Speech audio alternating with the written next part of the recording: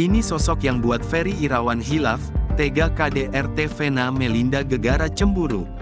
Pemicu Ferry Irawan lakukan KDRT pada Vena Melinda telah terkuak ke publik.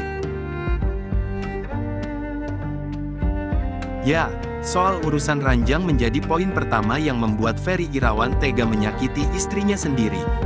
Selain urusan ranjang, Ferry Irawan juga disebut cemburu Vena Melinda terjun lagi ke politik.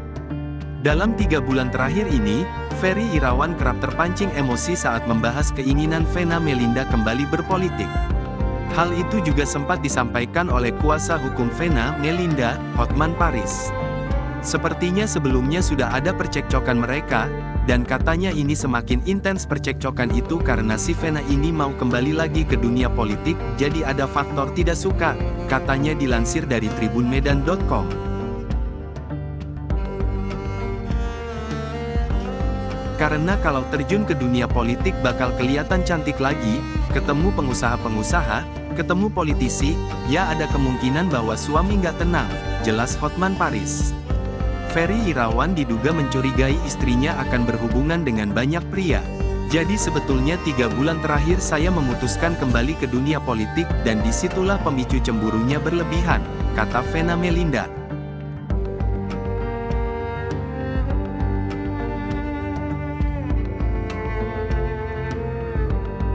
Vena Melinda diketahui akan maju pemilihan legislatif, Pileg, Partai Perindo.